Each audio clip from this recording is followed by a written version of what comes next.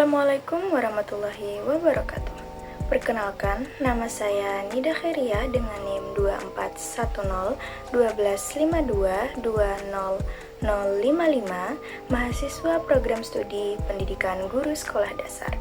Video ini saya buat untuk memenuhi tugas ujian akhir semester mata kuliah Psikologi Pembelajaran Anak Sekolah Dasar yang diampu oleh Ibu Dr. Ririanti Rahmaini Jamain, SPSI MPD. Pada kesempatan kali ini, saya akan membahas satu topik yang sangat menarik, yaitu psikologi dalam belajar, khususnya mengingat, mentransfer, dan lupa.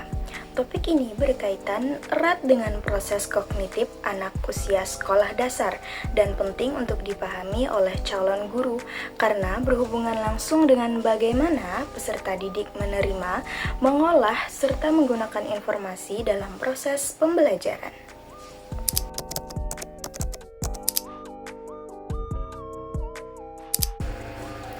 Di era perkembangan zaman yang semakin pesat, anak-anak di sekolah dasar dihadapkan oleh berbagai tantangan dalam proses belajar.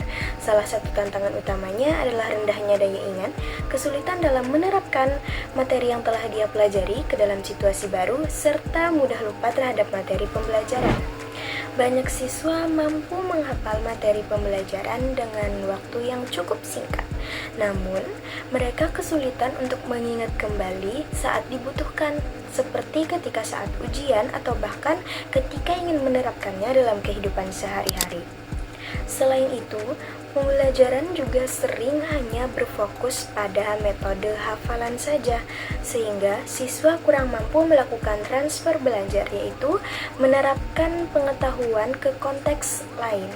Jika kondisi ini terus berlangsung, maka pembelajaran akan menjadi kurang bermakna dan tidak berkelanjutan.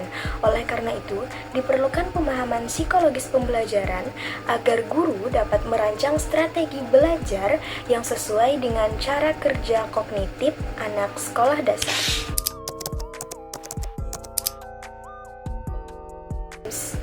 Dalam psikologi pembelajaran, proses belajar berkaitan erat dengan proses kognitif, khususnya memori, transfer belajar, dan lupa. Yang pertama yaitu memori. Memori adalah kemampuan mental untuk menyimpan dan mengingat kembali informasi. Proses memori terdiri menjadi 3 tahap, yaitu encoding atau pengkodean informasi, yang kedua yaitu storage atau penyimpanan informasi, dan yang ketiga yaitu retrieval atau pemanggilan kembali informasi.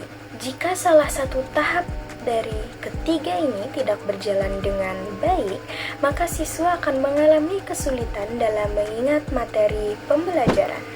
Memori juga dibagi menjadi beberapa jenis, yaitu memori sensorik, memori jangka pendek, dan memori jangka panjang. Informasi yang tidak diperkuat melalui pengulangan dan pemaknaan biasanya hanya bertahan di memori jangka pendek dan akan mudah dilupakan atau terlupakan. Yang kedua yaitu transfer belajar. Transfer belajar adalah kemampuan siswa untuk menerapkan pengetahuan atau keterampilan yang telah mereka pelajari ke dalam situasi baru. Transfer belajar dapat bersifat positif, negatif, maupun netral. Transfer belajar yang berhasil akan menunjukkan bahwa pembelajaran tidak hanya bersifat hafalan, tetapi benar-benar mereka pahami dan dapat mereka gunakan dalam kehidupan sehari-hari. Yang ketiga yaitu lupa. Lupa adalah kondisi ketika seseorang tidak mampu memanggil kembali informasi yang telah ia pelajari. Lupa ini terjadi karena beberapa faktor, seperti peluruhan ingatan karena jarang digunakan, adanya gangguan informasi lain atau informasi tersebut tumpang tindih, dan kegagalan dalam proses pemanggilan kembali informasi. Dalam konteks anak SD, lupa ini sering terjadi jika pembelajaran itu kurang bermakna, tidak dikaitkan dengan pengalaman peserta didik, dan tidak menggunakan strategi pembelajaran yang tepat. Lalu, apa solusi dari permasalahan-permasalahan tersebut?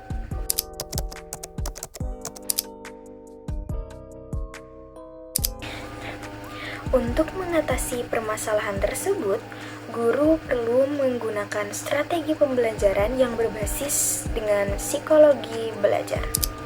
Yang pertama, untuk meningkatkan daya ingat peserta didik, guru dapat menggunakan teknik mnemonik seperti akronim, contohnya Magico Hibinio untuk menggambarkan warna pelangi, cerita, gambar, atau bahkan lagu.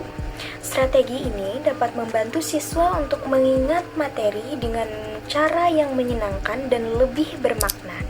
Yang kedua, untuk meningkatkan proses transfer belajar, guru perlu mengaitkan materi pembelajaran dengan konteks kehidupan nyata peserta didik, misalnya melalui tugas autentik, diskusi, dan kegiatan proyek sederhana.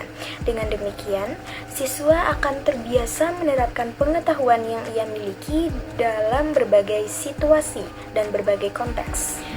Dan yang ketiga, untuk meminimalkan lupa, guru dapat menerapkan pengulangan terdistribusi, memberikan latihan secara bertahap kepada peserta didik, serta menciptakan suasana belajar yang nyaman dan tidak menekan peserta didik.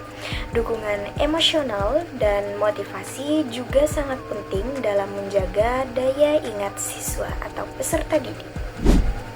Dengan penerapan strategi ini, pembelajaran akan menjadi lebih efektif, bermakna, dan sesuai dengan perkembangan psikologis anak sekolah dasar.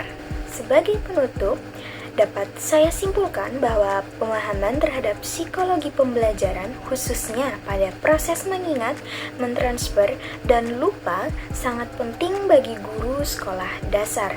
Dengan memahami bagaimana cara kerja kognitif dari peserta didik, guru dapat merancang pembelajaran yang lebih efektif dan berkelanjutan.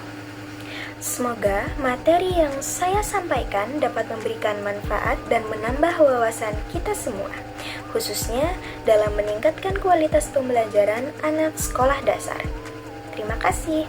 Wassalamualaikum warahmatullahi wabarakatuh.